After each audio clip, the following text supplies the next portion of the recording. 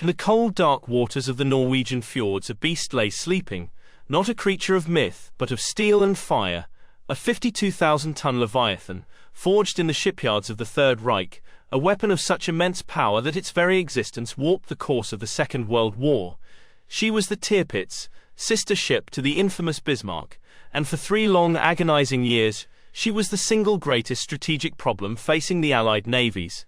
This is the story of that problem, a story of obsession, of catastrophic failure, and of the unique brand of genius that arises only under the crushing pressure of war.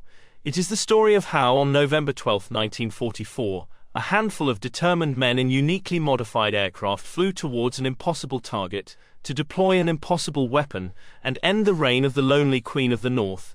To understand the hunt for the Tirpitz, one must first understand the ghost that haunted the halls of the British Admiralty, the ghost of her sister, the Bismarck. In May of 1941, the Bismarck broke out into the Atlantic, a predator loose among the sheep. In a stunningly brief engagement, she had destroyed the pride of the Royal Navy, HMS Hood, with a single catastrophic salvo. The shock was profound. It took the combined might of the British Home Fleet, a desperate ocean-spanning chase, and a crippling lucky torpedo strike from a biplane to finally bring the Bismarck to bay and send her to the bottom. The cost had been enormous, the victory terrifyingly narrow, and now her twin, the Tirpitz, even larger, with improved armor and anti-aircraft defenses, was ready. The lesson was seared into the mind of every Allied strategist. A ship like this could never be allowed to reach the open ocean. So began her life not as a hunter, but as a strategic chess piece of incalculable value. Stationed in the deep protected fjords of occupied Norway, Tirpitz became what naval theorists call a fleet in being. The term is deceptively simple. It means a naval force that exerts influence and ties down enemy resources simply by existing. It doesn't have to fire a shot. It doesn't have to raise anchor. The threat asterisk of what it could asterisk do is its primary weapon. The threat of the Tirpitz was existential. She menaced the vital Arctic convoys, the lifeline of supplies from Britain and America to the Soviet Union. These convoys were already the most dangerous voyages in the world, plagued by German U-boats and land-based aircraft. The possibility that the Tirpitz might sortie, a wolf among the flock, was a recurring nightmare. To counter this phantom menace, the Royal Navy was forced to keep its most powerful assets, battleships like the King George V and the Duke of York, and entire aircraft carrier groups on a constant vigilant watch in the North Sea. These were capital ships desperately needed in the Atlantic, the Mediterranean, the Pacific. Instead, they were tethered to the north, prisoners of a single anchored vessel. Winston Churchill himself grew pathologically obsessed, writing memorandum after memorandum to his commanders. The destruction or even the crippling of this ship, he wrote, is the greatest event at sea at the present time. No other target is comparable to it. The challenge was the how. How do you attack a fortress that floats? The Germans had chosen her lairs with diabolical care. Deep within fjords like Fjord and later Herkoya near Tromsø, the Tirpitz was shielded by colossal sheer-faced mountains. A traditional naval attack was impossible. No fleet could navigate the narrow mine channels to get within range. The ship itself was a hornet's nest of anti-aircraft guns. But the Germans hadn't stopped there. They had ringed the surrounding cliffs and shorelines with hundreds of additional flak batteries, creating overlapping fields of fire that could fill the sky with a deadly curtain of explosive steel. As if that weren't enough, 2 more layers of defense made her nearly untouchable. First, massive heavy-duty anti-torpedo nets, sometimes in double or triple layers, surrounded the battleship, neutralizing any attack from submarines. And second, a system of chemical smoke generators was placed all around the fjord. On the slightest warning of an air raid, they would belch forth a thick, acrid, artificial fog, completely obscuring the ship from the sky in a matter of minutes. She was a giant, tucked away in a stone box, wrapped in a blanket of flak, hidden by a cloak of smoke. For the Allies, the obsession grew with every failed attempt. Each plan was more daring, more desperate than the last. Early attempts by RAF bombers in 1942 were costly failures. The planes flew thousands of miles, only to be met with impenetrable weather or a wall of anti-aircraft fire, dropping their bombs blindly into the smoke-filled fjord. The losses were heavy, the results non-existent. The strategic planners realized that if they couldn't get to the ship, they could at least try to deny her a place to be repaired. In March 1942, Operation Chariot was launched, a daring commando raid on the dry dock at Saint-Nazaire, France, the only one on the Atlantic coast large enough to service the Tirpitz. The mission was a success, but a suicidal one. The old destroyer HMS Campbelltown, packed with explosives, rammed the dock gates and later detonated, destroying the facility, but it did nothing to the Tirpitz herself, who remained safe in her northern lair. The true, terrifying power of her fleet-in-being status was demonstrated in the summer of 1942. The Arctic convoy designated PQ-17, a fleet of 35 merchant ships, was steaming towards Russia. The British Admiralty received intelligence, later proven false, that the Tirpitz had left her Fjord and was moving to intercept. Panic set in. Fearing a repeat of the Hood disaster, the First Sea Lord issued one of the most controversial orders of the war: convoys to scatter. The escorting warships withdrew to face the non-existent threat, and the merchantmen were left to fend for themselves. It was a slaughter. Hunted down one by U-boats and Luftwaffe bombers, 24 of the 35 ships were sent to the bottom. Thousands of tons of precious cargo and hundreds of Allied sailors were lost. The Tirpitz had achieved one of Germany's greatest naval victories without ever leaving port. The psychological impact was devastating. She was a ghost that killed from 1,000 miles away. The Admiralty, now desperate, turned to a new, almost fantastical form of warfare: the midget submarine. This was Operation Source, planned for September 1943. The weapon was the X-Craft, a 51-foot-long submarine crewed by just 4 men. They were cramped, claustrophobic, and mechanically unreliable. The plan was for these tiny vessels to be towed across the North Sea by larger submarines, slip under the Tirpitz's torpedo nets, and plant powerful explosive charges directly onto her hull. The men who volunteered for this mission were a special breed. To spend days inside a steel tube, barely wide enough to sit up in, required a unique form of courage. Lieutenant Donald Cameron, commander of X-6, would later describe the approach. The tension was unbearable. They navigated by peering through a periscope that could only be raised for a few seconds at a time. They scraped past underwater obstacles, dodged patrol boats, and in a moment of sheer audacity, slipped through a gap in the torpedo nets right behind a returning German boat. They were inside the final sanctuary. Cameron brought his craft right alongside the flank of the colossal battleship. The sheer scale of it, seen from water level, was terrifying. The crews struggled to release their 2-ton explosive charges. One of them became snagged. Cameron had to surface and submerge his craft violently to shake it loose. In the chaos they were spotted, but it was too late. The charges were set. Cameron and his crew scuttled their X-Craft and were captured, brought aboard the very ship they had just doomed. Minutes later, 2 massive underwater explosions erupted. The Tirpitz, weighing more than 52,000 tons, was lifted several feet in the water by the concussion. The shockwave was immense. It shattered machinery, buckled hull plates, and dislodged one of her main gun turrets. She wasn't sunk, but she was crippled. The engines were disabled, the range-finding equipment destroyed. The impossible had been achieved. She had been wounded, but the cost was high. Of the 6 X-Craft that began the mission, only 2 succeeded in laying their charges. Many of the brave crewmen were lost, and the Tirpitz, though severely damaged, was still afloat. The Germans, with characteristic efficiency, began the long, arduous process of repairing her, right there in the Fjord. By the spring of 1944, Allied intelligence reported the unthinkable. The repairs were nearly complete. The beast was about to reawaken. The Royal Navy decided on a brute force approach, Operation Tungsten.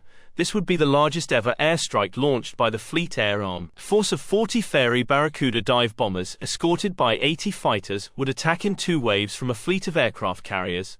On April 3, 1944, the plan went into effect. This time they achieved tactical surprise. The smokescreen wasn't fully deployed when the first wave of Barracudas screamed down from the heavens. They were met with a storm of flak, but they pressed their attacks with incredible bravery. The pilots flew through a sky thick with explosions. Their cockpits illuminated by tracer fire, they scored hit after hit. The ship's superstructure was shredded, fires broke out, and over 100 German sailors were killed. From the cockpits of the returning planes it looked like a killing blow, but it was a deceptive victory. The Barracudas carried bombs of up to 1,600 pounds. They were powerful, but not powerful enough. They could wreak havoc on the upper decks and kill exposed crew, but they could not penetrate the Tirpitz's main armored deck, which was up to 5 inches thick. It was like throwing rocks at a turtle's shell. The ship's vital organs, her engines, her magazines, remained untouched. Once again she was damaged. Once again, she was not sunk. The problem remained. A series of follow-up carrier raids were attempted over the summer, but each was thwarted by that old enemy. The combination of bad weather and the ever-present smoke screen. The frustration in London was palpable. They had tried commandos. They had tried midget submarines. They had tried a massive conventional airstrike. Each attempt had cost lives and resources, and the Tirpitz was still there. The problem, it seemed, was not with the men or the planes or the ships. The problem was with the fundamental laws of physics. No conventional bomb dropped from a conventional altitude could pierce that armor. They needed a new kind of weapon. They needed a new kind of thinking. The call went out to a man who specialized in the impossible. His name was Barnes Wallis. Wallis was not a typical weapons designer. He was an aeronautical engineer, a visionary, a man who saw solutions where others saw only brick walls. He was already a legend, the inventor of the geodetic airframe that made the Wellington bomber so famously durable. And more recently, he had been the mind behind the Upkeep mine, the incredible bouncing bomb used by the RAF 617 Squadron to breach the great dams of Germany's Ruhr Valley. Now, the Dam Buster's inventor was tasked with an even more formidable challenge: how to kill a target protected by mountains, flak, nets, and 5 inches of armor plate. Wallis reasoned that attacking the armor directly was a fool's errand. The solution lay not in a direct hit, but in a near miss. He conceived of a weapon that would not merely explode, but would create a localized earthquake. His idea was a massive, aerodynamically perfect bomb. It would be dropped from a very high altitude, over 20,000 feet, to allow it to build up tremendous speed. As it fell, it would approach the sound barrier. It would not explode on impact. Instead, its hardened, pointed nose and immense kinetic energy would allow it to plunge deep into the earth or water, next to the target. Only then, deep underground or on the seabed, would a delayed action fuse detonate the thousands of pounds of high explosive. The resulting explosion would not be a simple blast. It would create a colossal cavity and a tectonic shockwave that would travel through the ground or water, striking the target's hull from below. This subterranean tsunami would, in theory, bypass the armor entirely, buckling the ship's keel and ripping its foundations apart. It was a concept of breathtaking audacity. It was an engineer's mad dream. The bomb was called the Tall Boy. It weighed 12,000 pounds, a staggering 5.5 tons. It was over 21 feet long. No existing British bomber could carry it without extensive modification. The only aircraft for the job was the magnificent Avro Lancaster, the workhorse of Bomber Command. But even the Lancaster had to be specially adapted. The bomb bay doors were removed entirely, as the Tall Boy was too large to fit inside. It would hang semi-exposed beneath the fuselage. To lift such a weight to the required altitude, the Lancasters were stripped of all non-essential equipment. Armor plating was removed. Even the mid-upper gun turret was taken out. These were lean, specialized machines built for a single purpose. The task of delivering this new weapon was given to the 2 most elite units in Bomber Command, No. 9 Squadron, and of course Wallis's old friends, No. 617 Squadron, the Dam Busters. They were the masters of precision bombing. They would need to be. Their first attempt, Operation Paravane, came in September 1944. Flying from a base in Russia to get within range, 27 Lancasters took to the air. For once the weather was clear. They found the Tirpitz in Fjord. As they began their bombing runs from 4 miles high, the German smoke generators began to obscure the target. The bombs fell through the gathering haze. One and only one Tall Boy found its mark. The 12,000-pound behemoth, screaming down at near supersonic speed, struck the Tirpitz near the bow. It sliced through the deck armor as if it were paper, passed completely through the ship, and exploded in the water beneath her hull. The effect was cataclysmic. The explosion blew a 50-foot hole in her bow. The concussion from the blast, combined with the shock of the hit, wrecked her engines beyond repair. 1,000 tons of water flooded into her forward sections. The Tirpitz was at last mortally wounded. She was no longer a warship. The German Naval Command knew she would never sail again, but she could still fight. In a final act of defiance, they decided to tow the crippled giant south, to a fjord near the city of Tromsø. There they ran her aground in a shallow sandbar. Her role had changed. She was no longer a fleet in being, but a static floating fortress intended to defend Norway from an anticipated Allied invasion. Her deck was still bristling with anti-aircraft guns, and her main turrets could still fire. The beast was cornered, but it was not yet dead. For the British this was not enough. The name Tirpitz still held a psychological power. As long as she was afloat, she was a symbol, and she was now for the first time within range of bombers flying from bases in Scotland. The final act was about to begin. The first attempt from Scotland, Operation Obviate in late October, was a failure. The bombers made the long, arduous flight, only to find the target completely hidden by cloud just as they arrived. They returned to base, their monstrously heavy bombs still slung beneath them. a nerve-wracking landing for any pilot, but there would be one last chance. It was called Operation Catechism. The date was November 12, 1944. In the pre-dawn darkness at RAF Lossiemouth, the crews of 32 Lancasters from No. 9 and No. 617 squadrons received their final briefing. The mood was tense but professional. They knew the stakes. This was a one-way mission in all but name. The flight to Tromsø and back was at the absolute limit of the Lancaster's range. They had been fitted with extra fuel tanks, but there was no margin for error, no reserve for combat maneuvers or weather diversions. The flight commander was Wing Commander James Willie Tate, a veteran of countless operations including the first Tallboy attack. He would lead the dam-busters of 617 Squadron. Leading No. 9 Squadron was Squadron Leader Bill Williams. These men and their crews were the best of the best. Their bombardiers, using the highly advanced stabilized automatic bomb sight, could place a bomb within yards of a target from 20,000 feet. As the heavily laden bombers lumbered into the sky, they knew this was it.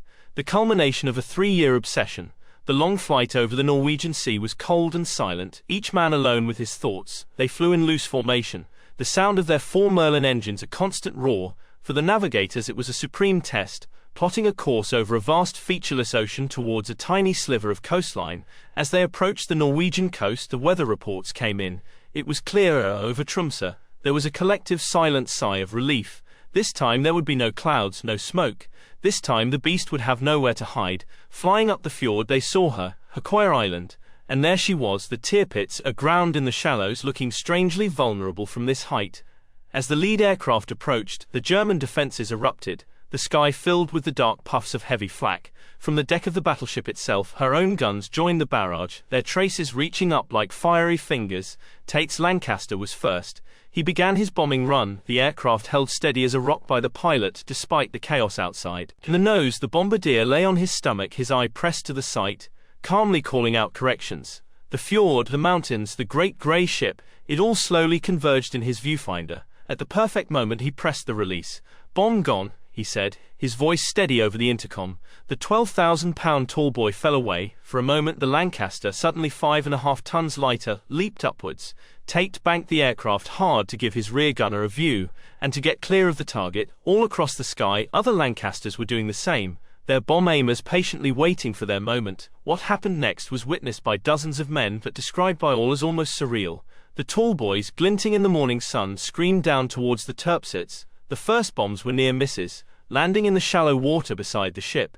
They performed exactly as Barnes-Wallis had intended. They plunged into the sand and mud of the seabed and detonated. The water around the port side of the Tirpitz boiled and heaved. The earthquake effect was devastating, ripping a massive hole in her hull and destroying the sandbank that was keeping her stable. Then came the direct hits. At least 2, possibly 3 Tallboys slammed into the port side of the ship. They didn't explode on the armored deck, they pierced it. One hit between the 2 aft turrets, slicing through deck after deck. It detonated deep within the ship's bowels, near a main magazine. The result was an instantaneous apocalyptic explosion. A brilliant flash of light was followed by a column of black smoke and orange flame that billowed thousands of feet into the air.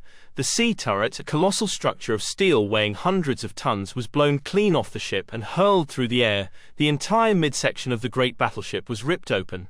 Aboard the circling Lancasters the crews watched in stunned silence. They had expected a fire, damage, perhaps a list. They did not expect this. The Tirpitz immediately began to capsize. Her list to port increased rapidly, 10 degrees 30, 70. The men on the ground, the German sailors, were scrambling across her hull trying to escape. Within 2 minutes of the magazine explosion, the great ship had rolled completely over, her keel pointing to the sky.